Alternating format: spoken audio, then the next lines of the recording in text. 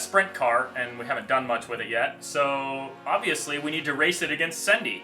Sendy's up on the hoist here because Edwin's sister was driving it and poked a hole in the bottom of the engine. So what happened there is just the steering arm over-centered, which is, you know, probably a design flaw, but it over-centered and the heim joint poked a hole in the case. So that's not great. I've got a little plate of aluminum chopped up and ground up to fit there. I've got it all cleaned up and smoothed out, and I'm gonna see if I can weld that onto there, and then we'll fix the broken shock mount on the sprint car and have a rip session.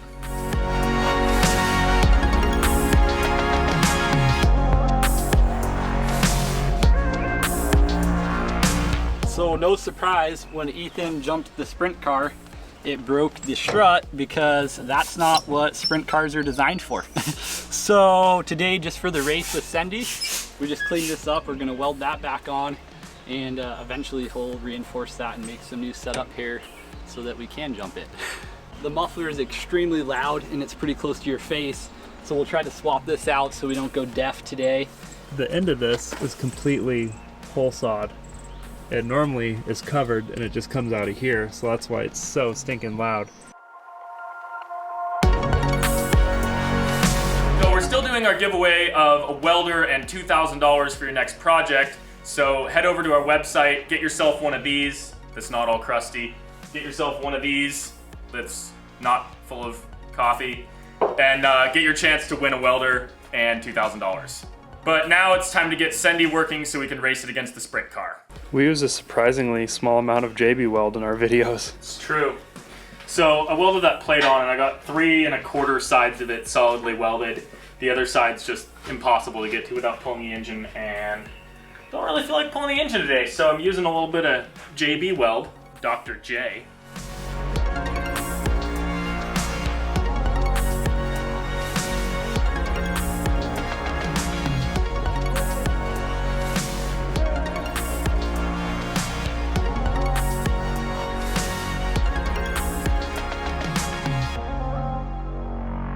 Sam's working on making this part just a little bit straighter and better where the spring mounts, and then we'll pull the sprocket off of here and make a couple of plates that go on either side to kind of help guide the chain onto the sprocket so that if it gets loose, it doesn't just flop off immediately.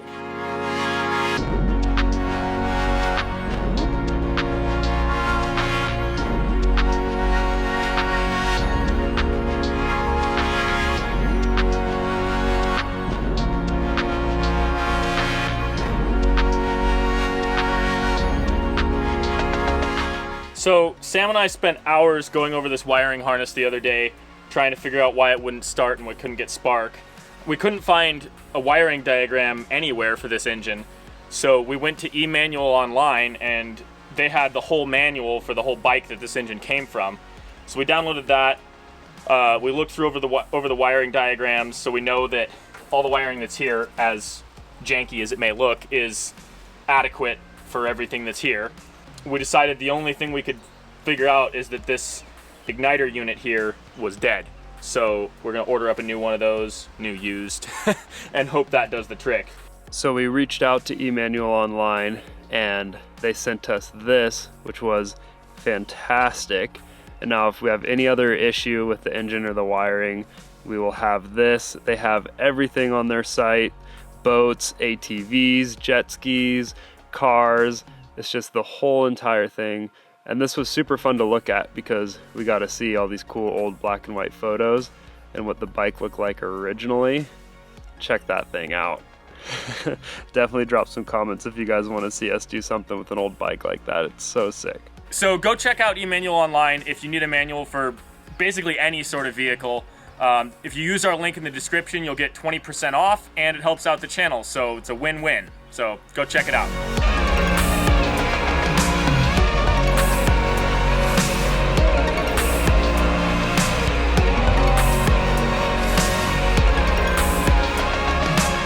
We ordered a used one. We'll see if that's, you know, the right one. It actually has all of the stuff peeled off of it, so we don't really know what it is, but it's supposed to be the right one. So the eBay listing literally said Good working works good. Nice. That's solid.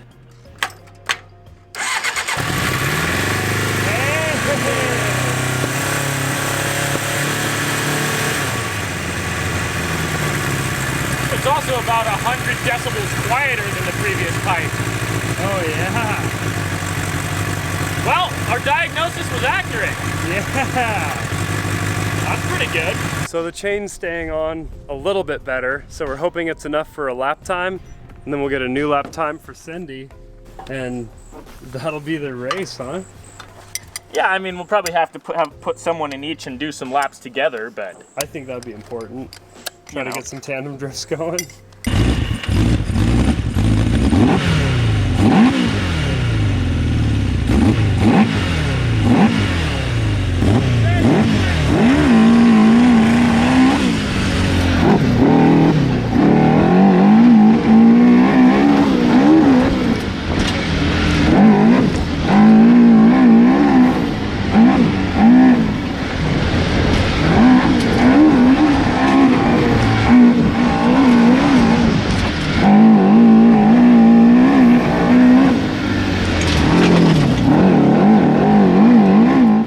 "22 seconds, so way faster than last time.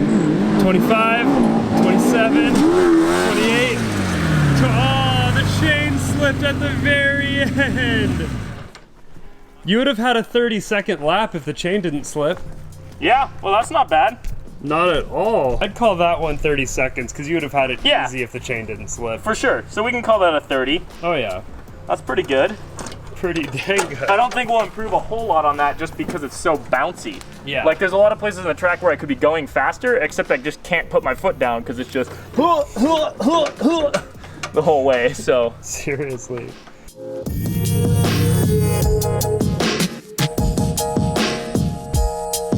So we're gonna call the lap time with the sprint car 30 seconds because it was so bumpy, we really don't want to do another lap. And if the chain wouldn't have fallen off, it would have got 30 seconds easy. So now we're gonna do another lap with Cindy and in the same conditions, wet track, see what we get. I'm ready.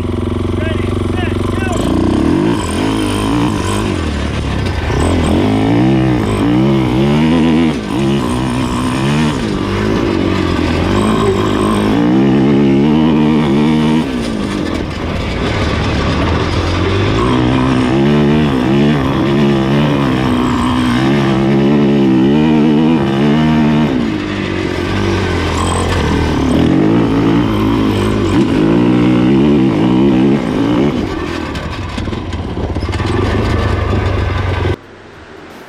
This might be a new record. Ho-ho! 23, 24, 25, 26. Ho-ho! 28.13, that's really good. 28.1, that's really good. I think that's a new record for Cindy. Yeah, I think so. She must Actually- really like this hard dirt. Yeah, well, last time we were doing them, I DB'd a tire halfway through the lap. That was my best, when Steve was here, remember? Yeah, wasn't that like a 28.7 It or was 28.5? 29, wasn't it 29 something? Like 29, I don't know, it was low 29s. Oh wow, then this is really good. Yeah. One advantage that Cindy has on this track is just the track is built for full-size cars. So for the Odyssey, which is just as wide as a car, like you need the whole track all the time. This thing you can choose which part of the track you want to be on. Like over by the sawmill corner, there's a giant puddle right now, and on this I could just whoop, go around it. So now that we have the guarantee that Cindy's faster around the track, we're gonna set up some cones and try to do some serious tandem drifting with the two. And they're very different machines, so we'll see how this goes.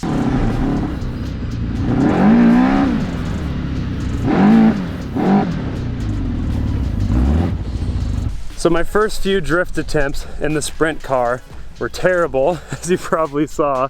Those 5 PSI beadlocks were not doing the trick. So we put on Cindy's street tires that are smaller diameter, and we lost a lot of width side to side, so that also helps you get loosey-goosey.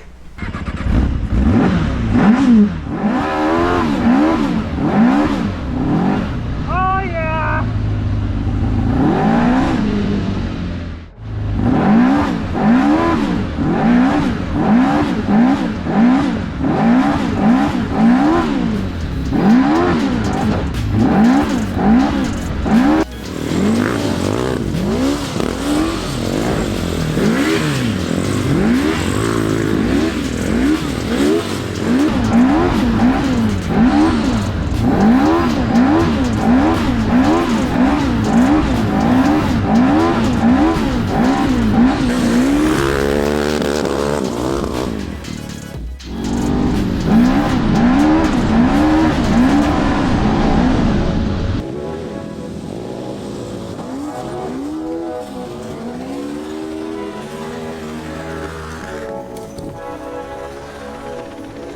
Well, Cindy's slicks on the Sprint car was a huge success.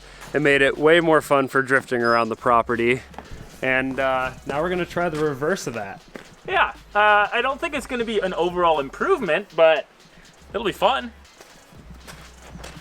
We got these monster bead locks on there. It's gonna be crazy. Yeah, what are these, 22s? Yeah, 22 by 11-10s. Those are 18 by 9 10s. So, is that 4 inches bigger? Yeah.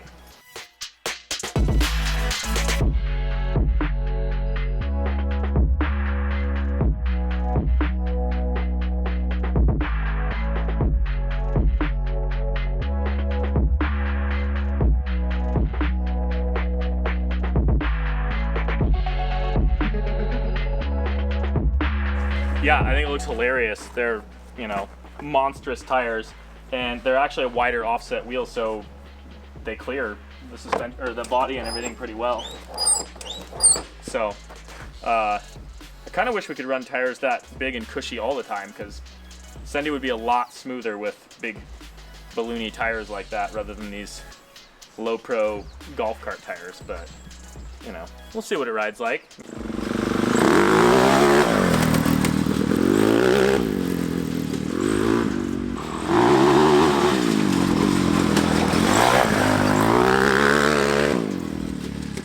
She has no problem drifting in those giant tires. Goes to show you how overpowered it is.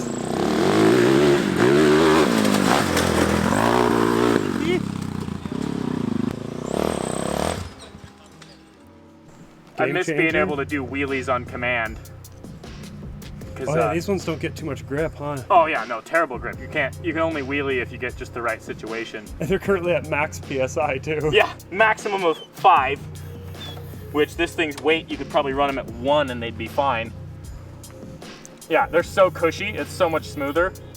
It's great, so much more traction. We gotta find something that's better like this. Mm-hmm. Something that's a little bit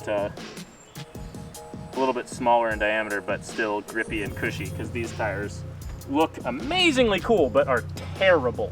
Well, thanks for watching, guys. That's all we had today. Definitely check our link for eManual online. And of course, the giveaway is still live on our site, so check that out too. And we will be back very, very soon with Colonel Senders. We had to order paint gun, that kind of stuff. But basically the episode of us finishing it is right around the corner, so that's coming.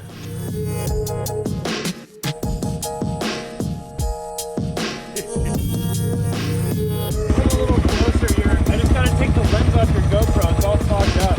Yeah. Fire up your engine. Good call.